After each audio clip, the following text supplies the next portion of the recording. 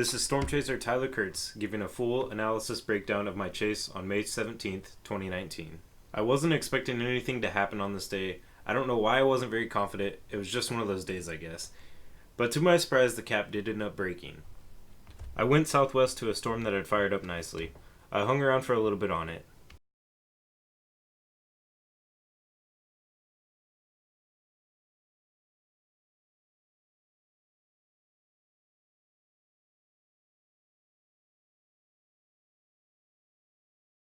However, I was just not liking the look of it.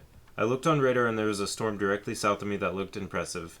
I made the decision to abandon the storm I was on and shoot south. This graphic shows the route I had to take due to how big the hail possibly was in the storm I was now going after. I was near the circle shown on the graphic.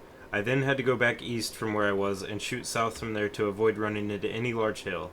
This added more time on getting down there, and by the time I got down there, the storm had fallen apart quite a bit. That's when I decided to hang out on this dirt road and check out the sunset.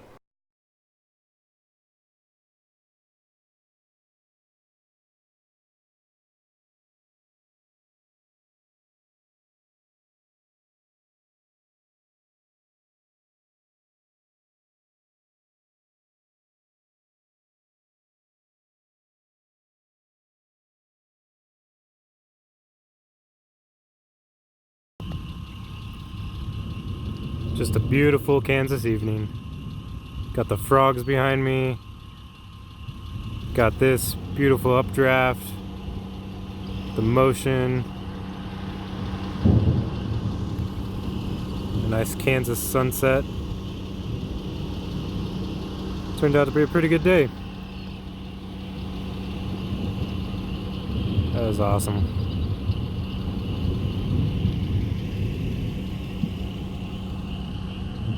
Hello, froggies.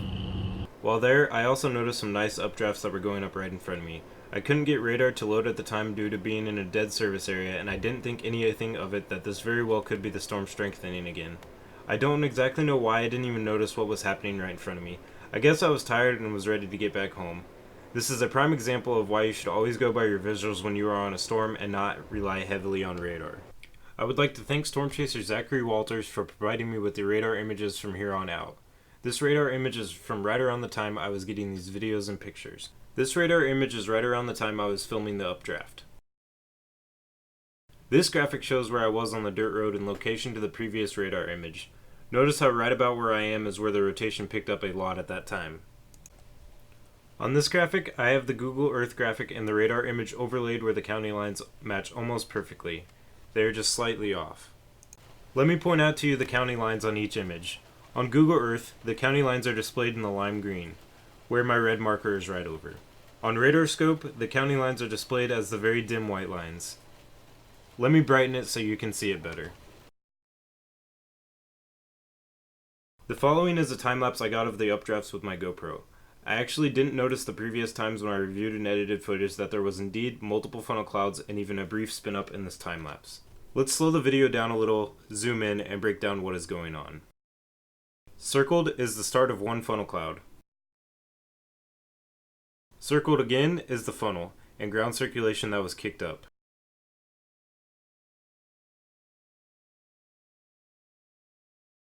Now circled is where the ground circulation now is and where the funnel cloud would be. Let's take an even closer look at the ground circulation.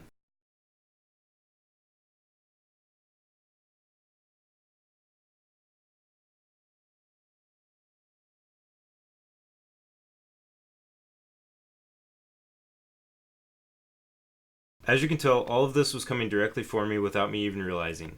Shortly after the time-lapse ended, I called my chase quits, but Mother Nature would have more in store for me in the coming minutes. If I would have stayed there just a few more minutes, I most likely would have taken a direct hit by a brief spin-up or a developing tornado. Once again, I would like to point out that you should always maintain visuals while on a storm, whether you are far or close to the storm. You should also not rely too heavily on radar, like I did that day. You should also maintain situational awareness at all times. I failed to do all three of those on that day, for whatever reason. I'm not exactly for sure what entirely happened, but I failed to put two and two together that, hey, there's strengthening updrafts in front of me. That means there's a strengthening storm. I guess I was just really tired that day, like I previously mentioned, and I just wanted to get home. I was also clearly not paying attention to realize, hey, There's funnel clouds dropping in front of me, and there was even a brief spin up. I clearly missed that. I know that day I thought the updrafts were really cool, and I thought it was a really pretty sunset. So I know I was really focused on getting a time lapse of the updrafts and taking pictures of the sunset all at the same time. And I just wasn't watching that area underneath the updrafts, which I should have been. Thankfully, nothing did happen to me, and I did end up getting home that night, after getting epic video of the tornado. How I managed to get video of this super photogenic, beautiful tornado is actually really funny. So of course I was streaming this day, but when I got down to the storm to check out the sunset, I was in a dead service area, so I couldn't get stream going. So I sat there getting the videos and pictures that I did that were shown earlier. Then I decided to call my chase quits, and I began heading east on Highway 54 towards Minneola, Kansas. While I was driving, one fire truck flew past me. I didn't think anything of it at first, and then a few minutes later, another fire truck flew past me. That's when I watched that fire truck pass in my rearview mirror, and then I saw the ground circulation on the ground. I thought, is this a dust devil or something, or a tornado? That's when I looked up higher in my rearview mirror and saw the rest of the condensation funnel. And I had a oh crap moment. Because at the time, it looked like it was coming right at me. As it was still developing, the condensation funnel was still coming down. This is the really funny part. So at that time, I called my stepdad, and not kidding when I say I was freaking out like a little girl. Because, everything caught me off guard, and it did look like the tornado was coming right at me. So I called him, was freaking out, yelling like a little girl, and told him everything. And that's when I got into Minneola. I immediately turned around and was now facing west on Highway 54. I was probably only like half a mile out of Minneola, and that's when I got my tornado video footage that would eventually sell to the Weather Channel the next day. So, yeah, it was a really funny story, and I ended up having a perfect view of the tornado after I'd already called my chase quits. So, yeah.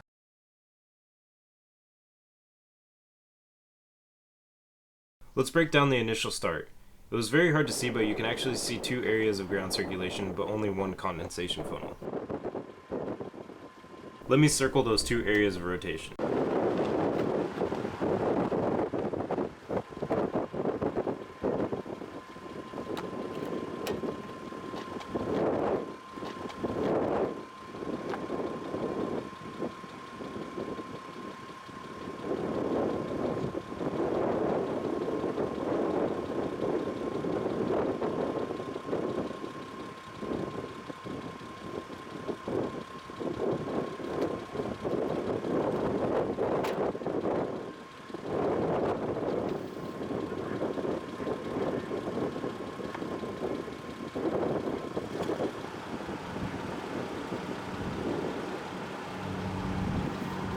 Holy crap. You can just obviously hear my adrenaline rush and terror running through my voice when I said holy crap. Once again, I was completely caught off guard by this tornado.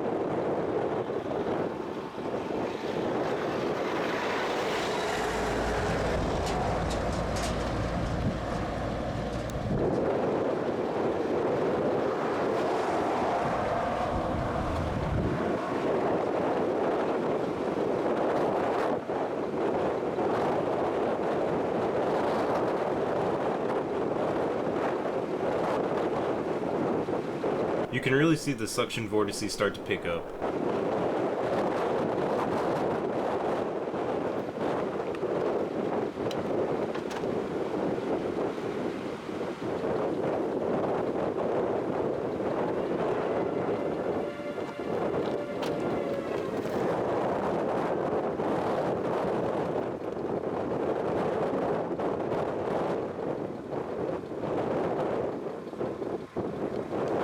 In this clip, you can see debris being lofted in the air even though the ground circulation wasn't as apparent as it was.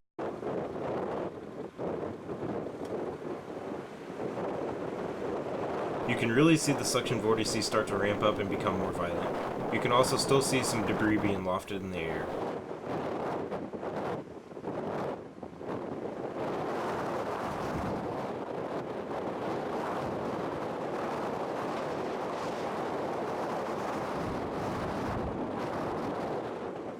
You can see the debris being picked up and lofted well in front and behind of the tornado, proving that there are major winds well away from the apparent tornado. At the base, you can see just how fast and violent the winds are.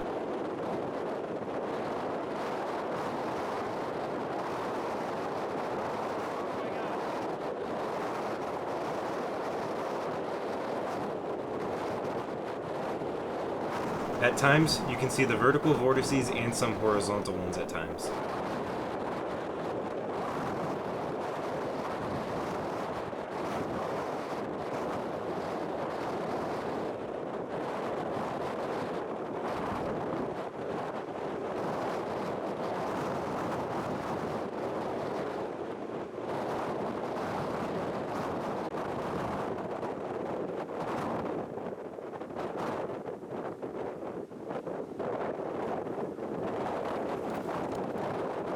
Get out of here, tumbleweed.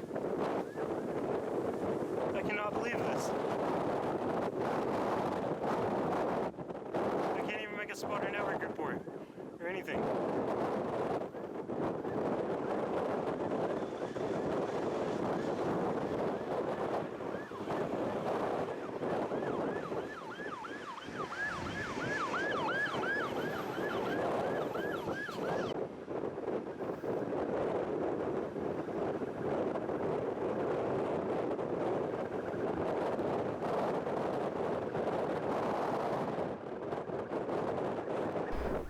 Look at the spin and motion at the top of the tornado.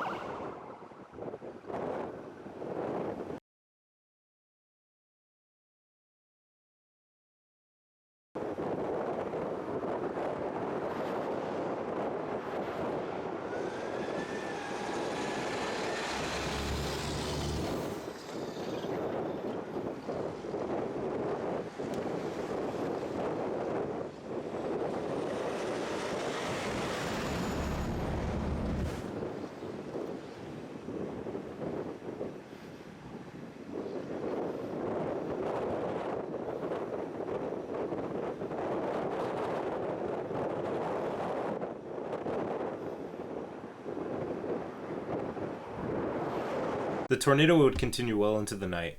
I eventually left this position and went about half a mile east of Minneola.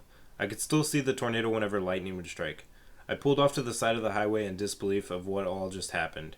I didn't try tracking it any longer due to it being nighttime, and I had to edit my footage super fast in order to submit it to Stormview Live.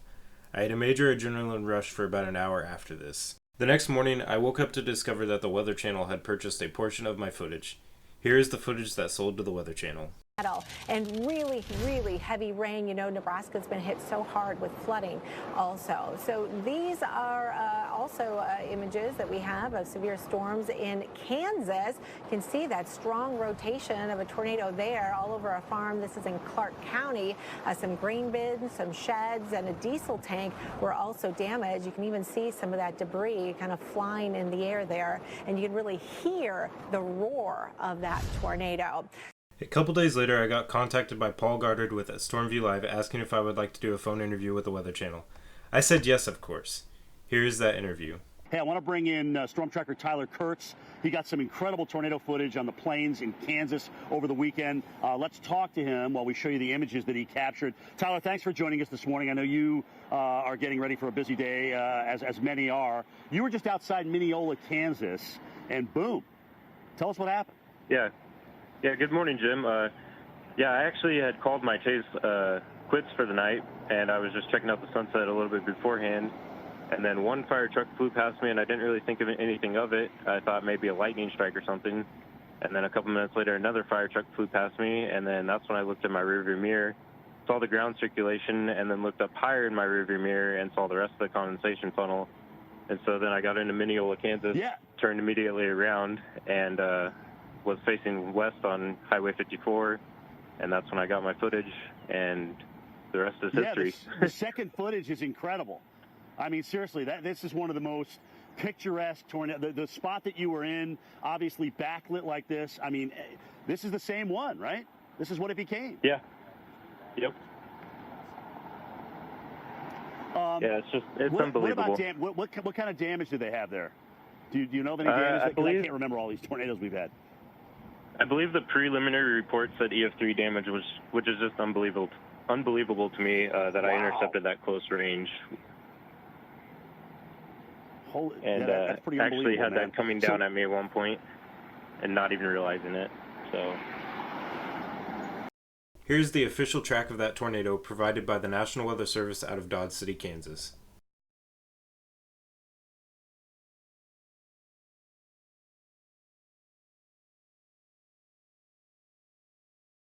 When I got asked if I would like to do a phone interview, I had no idea it would be with Jim Cantori. It was an awesome experience and certainly a moment I marked off my bucket list. This day was certainly one for the books with everything that happened. I still can't believe everything that led up to me getting my awesome footage. I have certainly learned a lot from my mistakes on this chase to use for future chases. Finally, I would like to thank my chase partner Tristan Shea for his help forecasting this day and giving me his thoughts and help throughout the day even while he was at work.